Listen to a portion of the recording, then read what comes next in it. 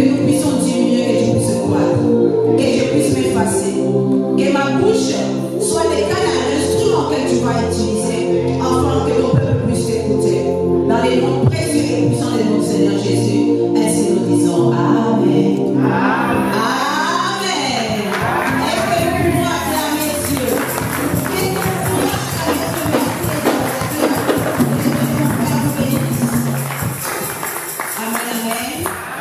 Amen. Grande est ma joie de vous revoir encore une fois de plus cet après-midi. J'avais dit, grande est ma joie de vous revoir. Alors si nous sommes dans la joie, est-ce que nous pouvons encore célébrer Dieu? Est-ce que tu peux acclamer pour Dieu? C'est lui la source. C'est lui qui a fait que toi et moi nous sommes dans cet endroit. Nous avons été privilégiés. Nous bénissons ce Dieu qui nous a fait grandement du bien. Aujourd'hui, je ne parle pas à mon nom propre, mais sous l'autorité de mon Père, Simon Diga, qui est absent de corps, mais présent en esprit. Amen. Son esprit n'est pas parti à Shalom, il est bien et bien avec nous. Amen. Alors, j'aimerais que quelqu'un ne puisse pas écouter d'abord une chair en train de parler, mais puisse se connecter qu'un esprit, parce qu'en réalité, dans l'homme, c'est l'esprit. Amen. Ne vois pas l'âge, ne vois pas la forme humaine, physique, comme étant une femme, mais que l'esprit de Dieu puisse te connecter à lui, afin que tu puisses écouter Dieu cet après-midi. Merci à toi, papa, maman. Tu as laissé ta maison, tes occupations. Tu es venu dans la présence de Dieu. Si vous n'étiez pas là, nous n'allons pas pu presser aux chaises. Amen. Raison pour laquelle cet après-midi, nous nous tenons là debout, mais avec une grande responsabilité de pouvoir vous parler de la part du Seigneur. Alors, pendant quelques instants, nous allons partager la parole. Si s'il te plaît, tu peux prendre ta Bible et ouvrir dans les livres des Jean. Nous allons partager la parole dans les livres des Jean. Jean chapitre 5. Est-ce que nous y sommes? Est-ce que El Shaddai est là cet après-midi? Bien aimé, c'est la parole du Seigneur.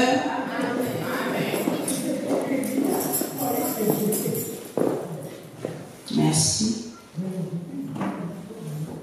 Jean chapitre 5, du 1er au 9e verset. Si quelqu'un peut nous aider pour la lecture, ce sera pour la gloire du Seigneur. J'ai lu la parole au nom du Seigneur. Amen. Après cela, il y a eu une fête juive et Jésus montant à Jérusalem. Or, à Jérusalem, près de la porte des brebis, il y a une piscine qui s'appelle en hébreu Bethesda et qui a 5 portiques. Sous ces portiques, un grand nombre de malades étaient couchés. Des aveugles, des boiteux, des paralysés. Ils attendaient le mouvement de l'eau. Car un ange descendait de temps en temps dans la piscine et agitait l'eau. Et les premières qui descendaient dans l'eau, après qu'elle avait été agitée, étaient guéries, quelle que soit sa maladie. Là se trouvait un homme infirme depuis 38 ans. Jésus le vit couché et sachant qu'il était malade depuis longtemps. Il lui dit, « Veux-tu être guéri ?» L'infirme lui répondit, « Seigneur, je n'ai personne pour me plonger dans la piscine quand l'eau est agitée. Et pendant que j'y vais, un autre descend avant moi. Lève-toi, lui dit Jésus, prends ton brancard et marche. » Parole du Seigneur. Amen. Aussitôt cet homme fut guéri, il prit son lit et marcha. Est-ce que nous pouvons acclamer pour la parole du Seigneur? Amen, amen. Voilà, nous savons que notre Père nous a déclaré pour cette année 2023, par la grâce de Dieu, que nous étions dans l'année de la restauration. Et papa a déjà commencé à introduire ce message de la restauration depuis les premiers dimanches que nous étions ici présents. Par la grâce de Dieu, vendredi encore, il a rajouté encore un plus. Et lorsque nous venons, ce n'est pas pour pouvoir changer quoi que ce soit, mais pour compléter, parce que nous savons que dans l'œuvre de Dieu, nous sommes comme des coureurs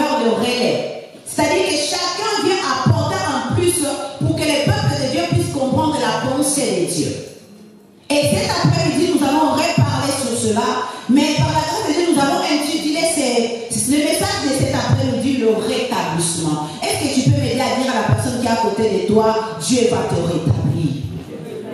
Dis-le bien, dis-le, c'est comme une prophétie que tu es en train de le faire. Bien-aimés dans le Seigneur, lorsque nous parlons de rétablissement, nous parlons d'un processus. Nous savons que dans la vie chrétienne, tout est question d'un processus. Ça veut dire que depuis que tu as reçu Jésus jusqu'aujourd'hui, tu continues à être dans le processus de Dieu pour la transformation et pour les changements de ta vie, en vue de la perfection lorsque ton Seigneur reviendra. Le rétablissement, c'est un processus qui aide à mettre en état initial. À remettre, c'est-à-dire lorsque nous parlons de rétablir, lorsque nous voyons le préfixe ré, c'est-à-dire qu'il y a eu quelque chose. Il y a la personne ou quelque chose avec un état, mais qui a été altéré. Amen. Mais bien aimé dans le Seigneur, lorsque nous parlons de remettre en état initial, nous savons, toi et moi, que dès les commencements, nous n'étions pas ce que nous étions aujourd'hui. Lorsque Dieu s'est décidé, lorsque Dieu a vu qu'il y a eu le chaos, avec je devrais faire quelque chose. Et la Bible déclare, Dieu créa. Et lorsque Dieu a créé, il a créé l'homme à son image et à sa ressemblance. Il n'a pas créé l'homme selon son environnement, mais il a créé à son image et à sa ressemblance. Quelqu'un nous aide à dire, elle a dit que Dieu nous avait formés, mais le diable nous a déformés. Pourquoi? Parce que Dieu, dans son processus de création, il a créé l'homme à son image et il voulait que ça reste ainsi. Raison pour laquelle il venait chaque soir pour chercher le premier Adam dans les jardins pour pouvoir avoir cette intimité avec lui. Mais lorsque cet homme que Dieu a créé à son image et il a mis une aide semblable auprès de lui, la Bible déclare qu'un soir, pendant que notre maman Ève se promenait, elle a fait une rencontre. Et cette rencontre a fait basculer toute l'humanité. Raison par laquelle au jour d'aujourd'hui, même nous les femmes, nous subissons cela. Pourquoi? En disant que c'est à cause de la femme que nous souffrons aujourd'hui. Mais ce n'était pas dans la pensée de Dieu. Et notre Dieu, notre Créateur, comme il nous aime de l'amour sans faille, dès jusqu'aujourd'hui, il cherche tous les mécanismes pour pouvoir nous rétablir de la manière que nous étions dans sa pensée. Et par sa grâce, la Bible déclare qu'il a envoyé son Fils unique, afin de pouvoir mourir dans une croix.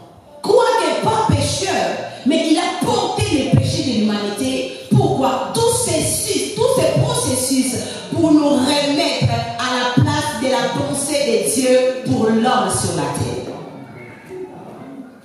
Le rétablissement. Un état initial, ça veut dire là, il y a une modification, une altération. Bien aimé dans le Seigneur, toi et moi, tel que nous étions dans la pensée de Dieu, nous n'étions pas appelés à souffrir. Nous étions à vivre les royaumes sur la terre. Mais à cause de la désobéissance du premier Adam, bien aimé dans le Seigneur, au jour d'aujourd'hui, Dieu avait prononcé certaines paroles que nous subissons jusqu'à présent. Mais gloire soit rendue à Dieu par Christ et Jésus, le Seigneur est venu nous redonner le royaume et que nous puissions le vivre avant que nous puissions le rejoindre. Amen, amen. Et dans l'histoire que nous venons de lire, nous comprenons une chose. On nous parle que quelque part, à Jérusalem, ce n'était pas en Égypte, mais bel et bien à Jérusalem. Bien aimé dans le Seigneur, lorsqu'il s'agit d'un processus, nous devons retenir des choses. Dans les processus, il fait question de temps et de l'espace. Lorsque nous parlons d'espace, nous parlons d'un lieu. Et ici, dans le contexte de l'histoire que nous avons lu, on nous parle que c'était pendant une fête. Bien aimé, vous savez, il y a certains endroits qui nous rappellent quelques souvenirs, des fois heureux, mais des fois douloureux. Lorsque tu arrives dans un endroit, par exemple, quelqu'un qui avait perdu sa mère, lorsqu'il arrive dans un moment de deuil, c'est là où il s'est souvenu. Ah, lorsque j'ai perdu ma mère. Ah, lorsque j'avais perdu ceci. Des souvenirs remontent. Ça le ramène quelque part en arrière. Et la Bible dit que pendant cette fête, et pendant la fête, Jésus monte à Jérusalem.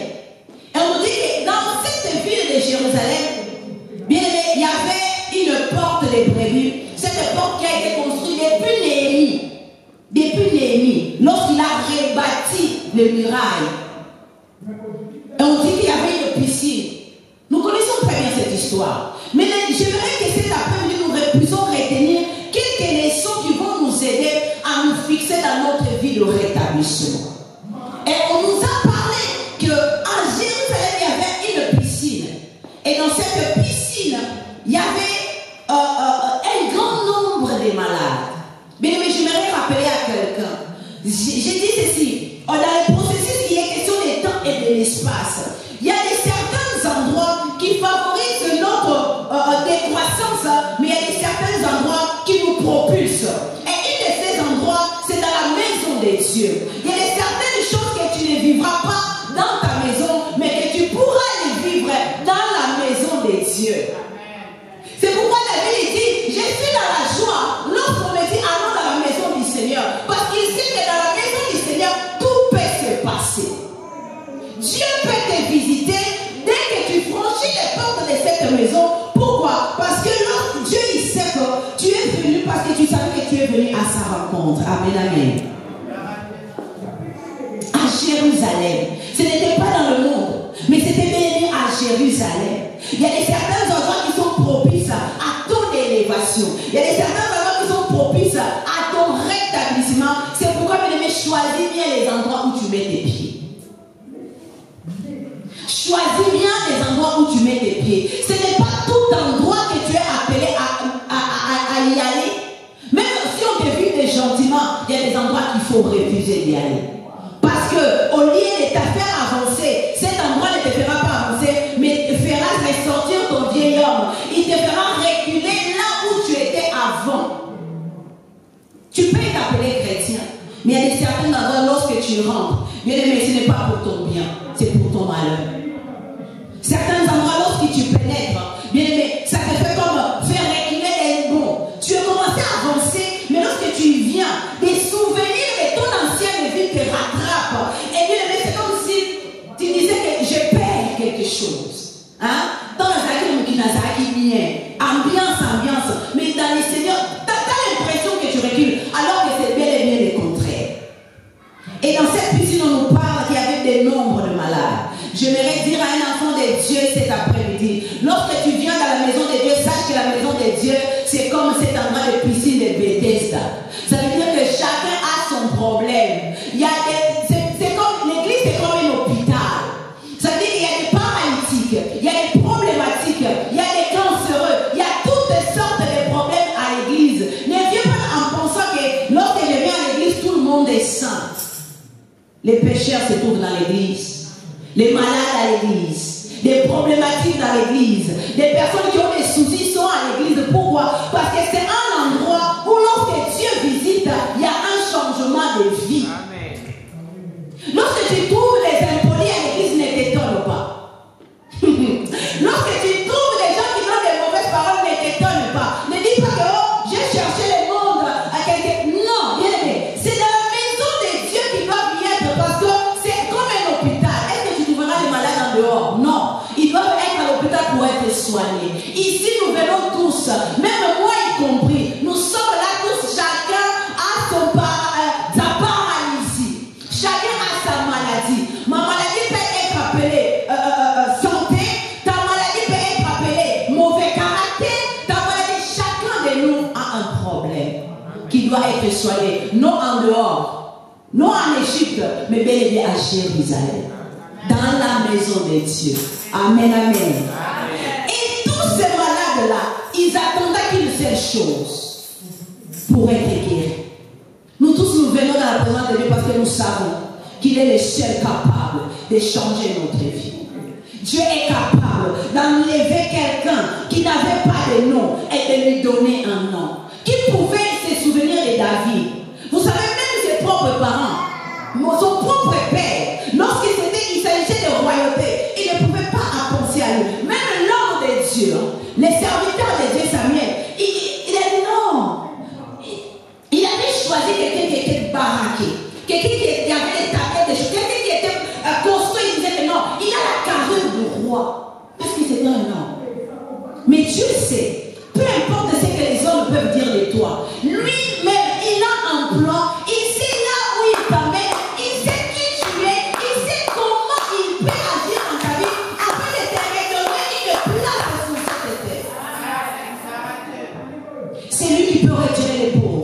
et lui fait asseoir dans les grands. C'est lui qui rétablit. Ne cherche pas ailleurs que dans la maison de Dieu, à Jérusalem. Et là, tous les maladies, ils attendaient quoi? Ils attendaient le mouvement de l'eau. Bien aimé les Seigneurs, lorsqu'il s'agit de mouvement, ce n'est pas à nous de nous conformer, ou ce n'est pas plutôt à Dieu de se conformer à notre vie, mais c'est à nous de nous conformer à la vie de Dieu. Tu veux être rétabli, tu veux vivre le rétablissement, c'est à toi de te conformer au mouvement de Dieu. Ce n'est pas le contraire. Au jour d'aujourd'hui, nous sommes de cela. Lorsque nous attendons quelque chose de la part du Seigneur, nous venons dans sa présence. Non pas pour lui demander, non pas pour l'exposer, mais pour l'informer. Nous venons dans la présence de Dieu pour l'informer. Seigneur, je vais faire un voyage, tu vois, j'ai déjà mon visa, j'ai déjà fait le passeport, j'ai choisi la France. Je vais aller en France, alors s'il te plaît, mets ta main. Non, ce n'est pas comme ça. Ils attendaient le mouvement. C'est-à-dire que lorsque l'eau bougeait, c'est alors que la personne devait se jeter. Dans tes décisions, tu vas pour informer Dieu ou tu attends que Dieu puisse t'orienter. Bien-aimé dans le Seigneur, pour vivre le rétablissement, bien-aimé, tu dois être une personne qui attend le mouvement de Dieu, qui attend l'ego de Dieu. Qu'est-ce que Dieu a dit? Non qu'est-ce que les hommes ont dit, mais qu'est-ce que Dieu dit pour cette situation? Parce que sachons-le, tel que nous sommes là, chacun est différent. Chacun de nous est différent. Chacun, Dieu a un projet particulier. Chacun a une mission particulière sur la terre. Et nous ne pourrons pas faire ou à réussir cette mission aussi longtemps que nous n'allons pas consulter la personne qui a le plan, la personne qui a le mode d'emploi de notre vie. Ce n'est pas parce que l'autre a fait que toi aussi tu dois y faire. Ce n'est pas parce que l'autre prie comme ça que toi aussi tu dois prier comme ça. Ce n'est pas parce que l'autre a échoué que toi aussi tu dois échouer. Cet homme qui nous parlons ici, la Bible déclare, au milieu de toutes ces personnes, au milieu de tous ces malades, qu'est-ce qui se passait? Il y avait un ange qui venait de temps en temps. J'avais parlé que dans le processus, il est question du temps. Tu dois connaître les temps de Dieu pour ta vie. Tu dois connaître à quel moment Dieu t'a visité. La Bible déclare que par ta faute, tu peux rater ta bénédiction. Bien-aimé dans le Seigneur, la personne qui veut être rétablie par le Seigneur doit connaître les temps de Dieu, non pas les temps des hommes. Dieu, la Bible déclare, il fait toutes les choses bonnes en son temps, non pas à ton temps. Pour toi, ça peut être demain, mais pour Dieu, ce n'est pas pour demain. Ça peut être aujourd'hui ou ça peut être dans 3 jours. La Bible dit, l'ange descendait de temps en temps. L'ange venait quand il voulait. Mais j'aimerais dire à quelqu'un cet après-midi, si l'ange venait de temps en temps, parce que lui, il exécutait seulement les ordres, mais notre Dieu, il est omniprésent. Il n'a pas de temps d'agir. Il peut faire maintenant, il peut faire après, il agit comme il veut.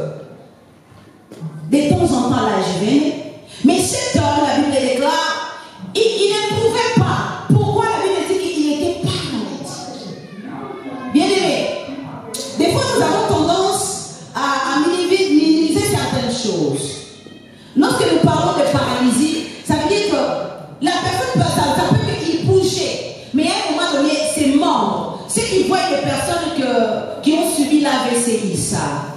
La personne, tu le voyais bien, mais à un certain moment donné, lorsqu'il marche, vous voyez que soit sa main, soit son bras, il ne fonctionne plus comme il est. Mais on peut dire qu'il est en processus de guérison. Mais un paralytique, quelqu'un qui est paralysé, la Bible ne précise pas si c'était paralysie gauche ou droite, dans quel état cet homme était avant. Mais on nous dit que c'était un paralytique. Lui aussi, il attendait le mouvement. Tel que nous sommes là, chacun de nous a un problème qui attend que Dieu fasse. Est-ce que les personnes qui attendent que Dieu agisse dans leur vie sont dans cet endroit?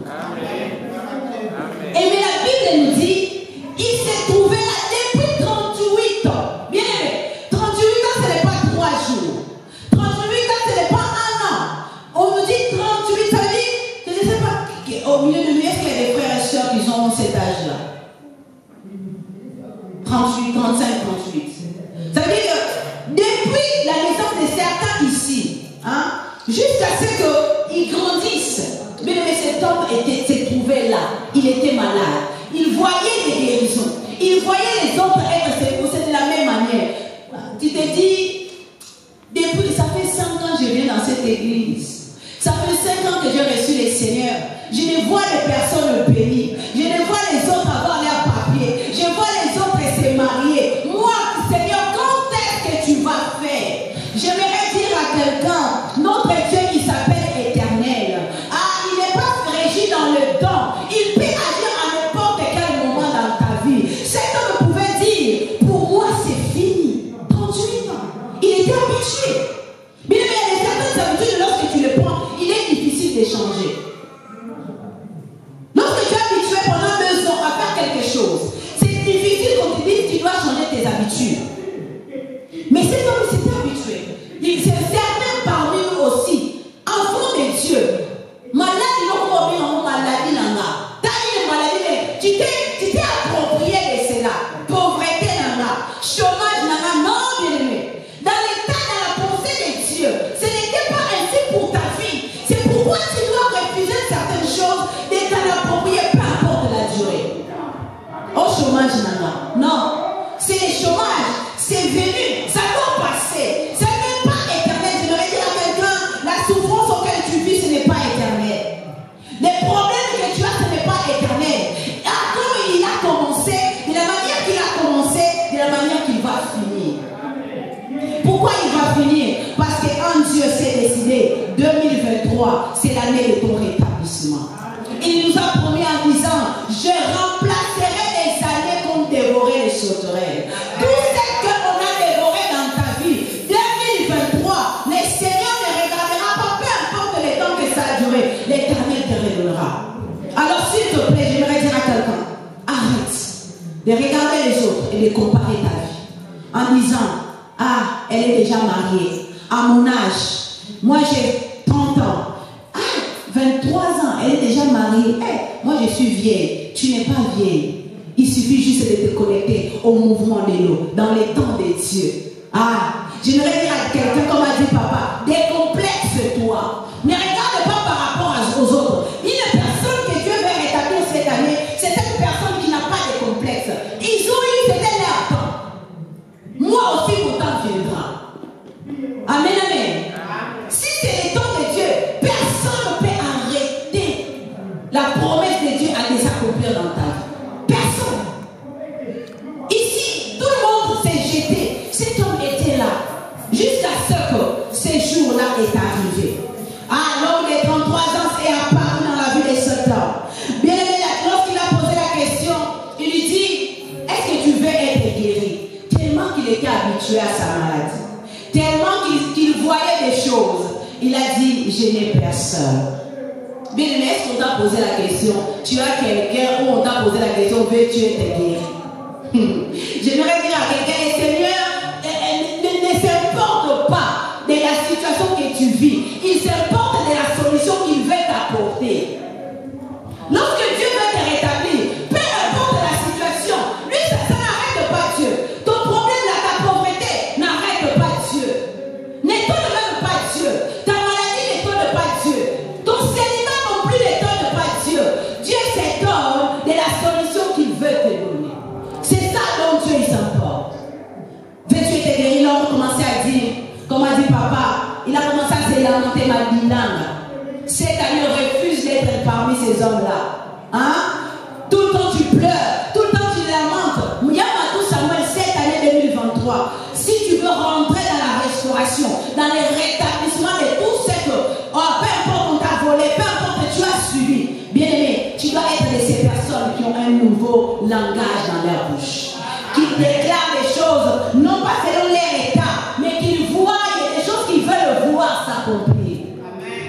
Tu veux être élevé, tu te regardes et tu n'as rien, même pas €1 dans ta poche, mais tu te dis, hein, si ce Dieu-là a béni les autres, assurément il va aussi les bénir. Si ce Dieu-là a changé la vie des autres, assurément aussi il peut changer ma vie. Alors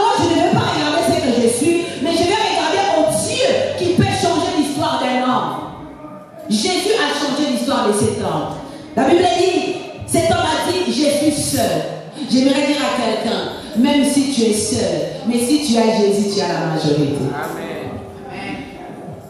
Tu peux être seul. Même seul, tu peux réussir. Dans le monde, nous disons Zamambo, mais Zalanabat. Mais j'aimerais bouleverser ta théorie aujourd'hui. Ah, tu peux manquer même des gens. Mais si tu as Dieu, si tu as Jésus, mais tu peux réussir. Cet homme n'avait personne. 38 ans. Personne pour le pousser. On a tout un côté, il y a pistonné au salaire. Il n'y a personne. Mais Dieu est capable de le faire. Tu n'as personne pour aller faire ces dossiers-là. Tu n'as même pas d'avocat. Mais Dieu est capable de susciter toi-même en toi les moyens de pouvoir t'en sortir. 38 à 7 ans avec une mentalité calme. Il y en a d'autres qui seront abandonnés. J'essaye tout le temps, ça ne marche pas. Je laisse tomber. J'aimerais dire à quelqu'un, cette année 2023, n'abandonne pas. N'abandonne pas. Ça n'a pas marché en 2022, mais en 2023, il doit savoir marcher. Ça n'a pas marché en 2022, mais en 2023, tu vas y arriver. Parce que tu as Dieu avec toi. Si l'on te compte sur les chars et sur les chevaux, si l'on te compte sur les noms de leurs oncles, parce que mon oncle était député, mon oncle était un ministre, mais toi, tu as plus que ça. Tu as plus que ça. Tu as Dieu avec toi. Et si Dieu t'a donné une promesse, il n'est pas un homme pour mentir, ni le fils de l'homme pour se repentir. Ce qu'il a dit, assurément, il va le faire dans ta vie. Tu n'es pas seul lorsque tu as Jésus. Tu ne peux pas échouer lorsque tu as Jésus. Peu importe si les hommes vont t'abandonner cette année 2023. Peu importe les réalités cette année tu peux vivre. Tu peux rester seul, sans personne. Mais accroche-toi à la personne qui peut changer ta vie. Parce que lui, ni les temps, ni l'espace, bien aimé, ces jours-là, Jésus a bousculé la vie des Juifs. Parce que quand c'était les sabbats, personne ne pouvait faire quoi que ce soit. Mais il a dit, moi Dieu, je n'agis pas seulement le lundi, je n'agis pas seulement le mardi, mais j'agis en tout temps, même les jours du repos. Moi Dieu, je peux agir. Les Juifs, ils ont dit, c'est pas possible. Qu'est-ce que tu fais? Au jour du sabbat, on ne touche personne. On ne guérit personne. Mais Jésus voulait démontrer. Je suis l'alpha. Je suis Oméga. Je suis le commencement et la fin. Je fais ce que je veux, à qui je veux, quand je veux, où je veux. Bien aimé, même ici dans cette ville de Lyon, Dieu peut t'élever.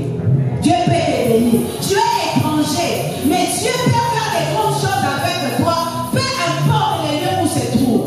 Tu peux te dire, je suis venu ici, je n'ai personne. Dans la ville de Lyon là, qui me connaît? Bien aimé, Dieu te connaît. Ah. Dieu te connaît et il peut faire des grandes choses. Quoique étranger, souvenez-vous de Joseph. Joseph étranger, il avait qui en Égypte? Il n'avait personne. Les parents étaient restés de l'autre côté. Les parents l'avaient trahi pour le vendre. Mais bien aimé, il a réussi dans un pays étranger. J'aimerais annoncer à quelqu'un, prophétiser pour quelqu'un. Tu vas réussir même dans cette ville. Même étranger dans cette ville, tu vas réussir. Parce que ton Dieu veut te rétablir cette année. Veut te donner une place que les hommes ne pourront pas te donner. Ton diplôme ne pourra pas te donner. Mais lui qui a un projet de paix, et il est capable de te donner cet après-midi. Ce malade-là, il était longtemps, 38 ans. Mais Dieu, comme il est le maître des temps et des circonstances, il est venu agir au moment où cet homme ne s'attendait pas. Cet homme n'avait pas la capacité de bouger. Tu n'as pas la capacité de bouger. Tu n'as pas la capacité d'acheter. Tu n'as pas de moyens financiers. Tu n'as pas de moyens matériels et humains. Mais si tu as la main de Dieu sur ta vie, c'est pourquoi des jours seulement chaque jour, Seigneur, étends ta main sur ma vie. Étends ta main parce que lorsque ta main, les hommes diront, ça c'est le doigt de Dieu. Ça c'est la main de Dieu. Parce qu'il est venu ici, à ni parents, ni oncle, ni quoi que ce soit. Mais c'est qu'il a, de la manière qu'il a en train d'avancer. Ah, c'est pourquoi je bénis Dieu pour la vie de mon père. Parce que ici, si nous calculons dans le calcul humain, bien le El Shaddai ne pouvait pas exister.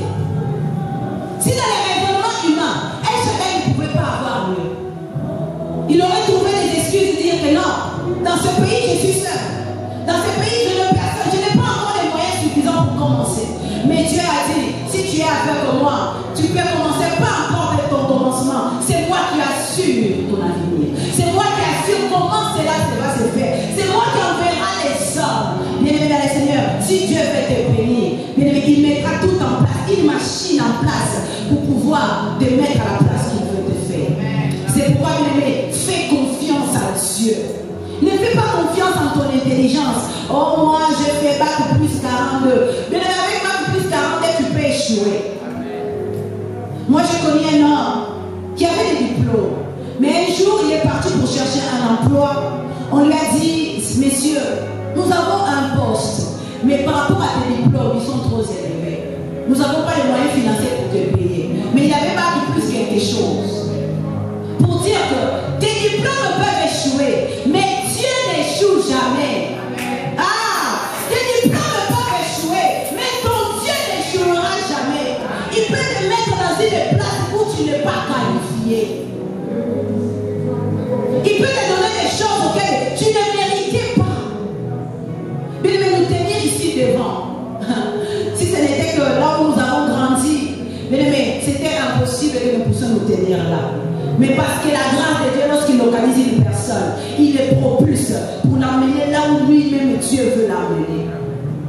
Cet homme, il n'avait personne. Lorsque l'eau était agitée, pendant qu'il allait, il y avait quelqu'un d'autre devant moi.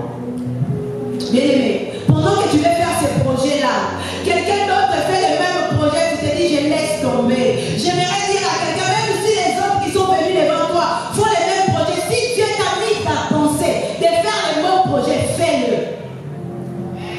Fais-le, ça va réussir.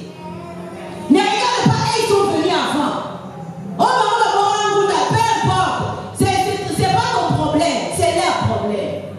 Ils sont venus avant. Venir avant, ce n'est pas venir, comme on dit. Aller en avant, ça ne veut pas dire qu'on va y arriver. Amen. Être en avant, ça ne veut pas dire qu'on est arrivé. Il y a des personnes qui ont commencé le ministère avant nous. Il y a des personnes qui ont bâti les églises avant nous. Mais Dieu a dit, même s'il y a des nombreux, El Shaddai doit être compté parmi les églises de Dieu. Je croyais que tu allais dire amen à ça. Il y a des personnes qui ont réussi avant toi. Ce n'est pas un problème. Ton temps arrivera. Parce que Dieu veut te rétablir. Parce que Dieu veut te donner une place que les hommes ont peut-être gâchée. Qu'à cause de tes erreurs, tu avais gâché. Tu n'avais pas compris les temps de Dieu. Tu as raté, mais 2023. Peu importe si les autres sont venus avant, mais tu as ta place quelque part. Dieu a une place pour toi quelque part. Dieu a une place pour toi là où les hommes ne peuvent pas te mettre. Mais Dieu, il est capable de te mettre. Mais écoute ceci. Il y a la part de Dieu et il y a la part de l'homme. Dans ton rétablissement, bien aimé, Dieu a agi. Jésus l'a dit, prends ton lit et marche. Mais si cet homme n'avait pas pris son lit pour marcher, il allait rester couché là. Est-ce que vous êtes d'accord avec moi? Il a dit, prends ton lit et marche. Même lorsque tu as la foi, tu dois faire un mouvement. Tu dois te mettre en action. La Bible dit, il prit son lit et marcha. Il y a la part de Dieu et il y a la part de l'homme. Si Dieu te rétablit, si Dieu te donne un trône, mais si tu retournes dans tes anciennes habitudes, si tu, par exemple, tu étais malade et Dieu t'a guéri, mais tu retournes à manger des choses auxquelles ça t'apportait cette maladie, ce n'est pas le problème de Dieu. C'est ta responsabilité. Dieu veut faire quelque chose dans ta vie, mais il veut que El Shaddai, nous puissions être des hommes et des femmes responsables, en sachant une chose, Dieu a sa part et nous avons notre part pour garder notre héritage. Par ta faute, tu perdras ton héritage. Tu as déjà ton héritage, mais si tu commets une faute, bien aimé, tu pourras le perdre. Ne dis pas parce que Dieu va restaurer. Je le crois de tout mon cœur. Dieu va rétablir. Mais tu as ta part à jouer dans les scénarios de Dieu. Tu as ta part à jouer. Si, bien aimé, même si tu lis cette histoire à la fin, Jésus dira à cet homme plus tard, tu as pris ton lit, il ne t'arrive pas pire. Tu étais malade. Dieu a étendu ta main. Mais ne retourne pas dans ces mauvaises habitudes. Tu avais perdu l'argent. Dieu te redonne encore des moyens financiers. Ne va pas encore aller dépenser. Toi, tu es devenu vieux mouchina. Toi, tu es devenu, toi, celui qui donne. Tu vas reperdre et Dieu ne sera pas coupable de cette chose-là. Amen, amen. Nous avons notre part à jouer dans cela.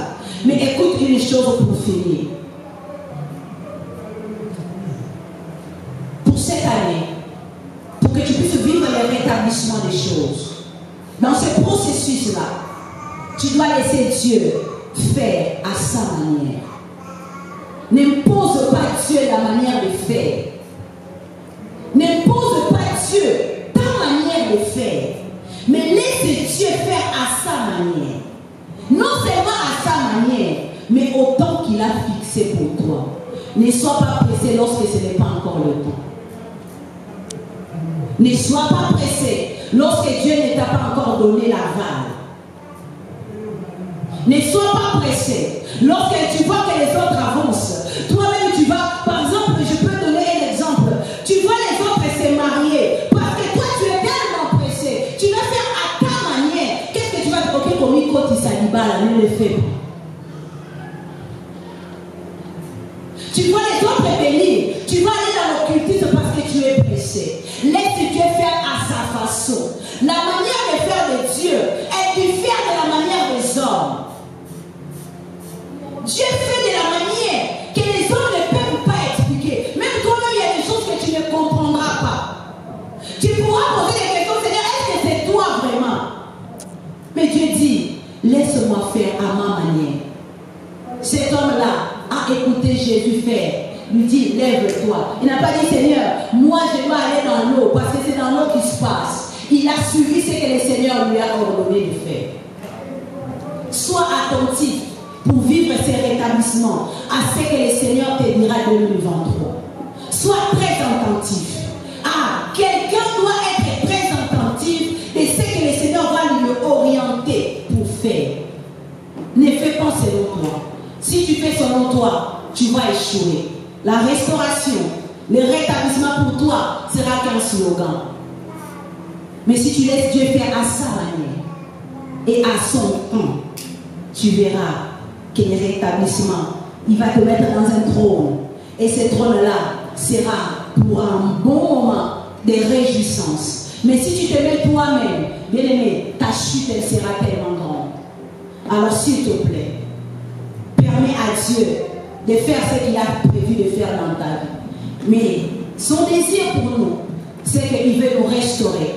Il veut nous rétablir, peu importe les années, peu importe le temps qui a duré, peu importe ce que les hommes ont dit déjà sur toi, peu importe ce que toi-même tu t'es dit de toi-même. Mais sache une chose, que ton Dieu, lorsqu'il passe dans la vie d'un homme, il change sa vie et il donne un trône pour la gloire de son nom. Est-ce que nous pouvons bénir la parole du Seigneur?